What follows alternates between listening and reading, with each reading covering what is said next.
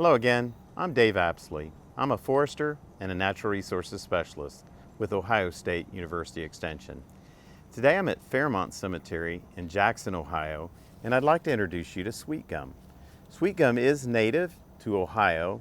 Its range actually occurs from about New York State down to Florida, over to Texas, and then up into southern Illinois and southern Indiana and some southern counties in Ohio.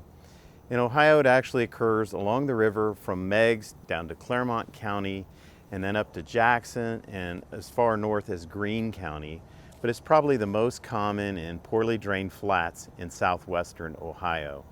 It's a medium to large tree. You'll see it quite a bit in the landscape, and it's a beautiful tree, mainly because of its fall foliage. We'll talk about that a little bit here in a minute. These leaves are very unique. They're star-shaped. They can have 5 to 7 lobes. They kind of look like maple somewhat.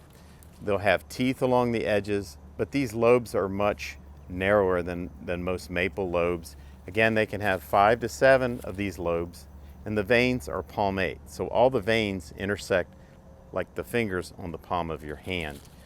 These leaves can turn brilliant colors. You can see purple here. I've seen yellow, orange, pink, purple, and still green on the same tree in the fall. And that's why I think it's a beautiful tree for the landscape setting. One of the reasons folks don't like this tree though are these fruits. These fruits are pendulate. They're about 1 inch to 1.5 inches in diameter. They're kind of spiky, and then they've got a couple of seeds in them. So they can be actually pretty good for some songbirds like finches or even chickadees in the winter months, but a lot of folks don't like these in their yard. Unfortunately, they don't come down all at the same time, so they can be hanging in the tree.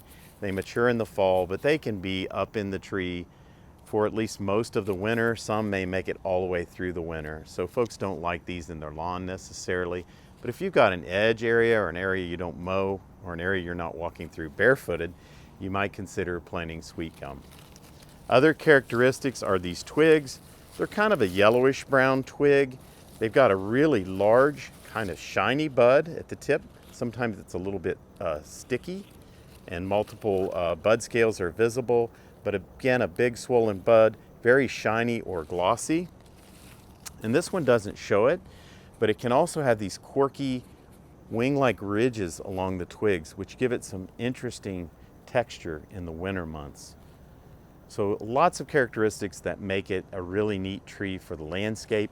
I've seen plantations of this in flat, low-lying areas in Zaleski State Forest. Actually, we're on the edge of an area that I don't know if it was planted or it just regenerated from some trees that were along the edge, but we're a little higher than I'd expect to see this species. But for the most part, many of the trees in this woods behind me are also sweetgum. As far as the bark, it's kind of irregular, more rounded ridges. Really tough to identify this one from the bark. So again, if you're looking for a variety of colors in your landscape in the fall, you might consider sweetgum.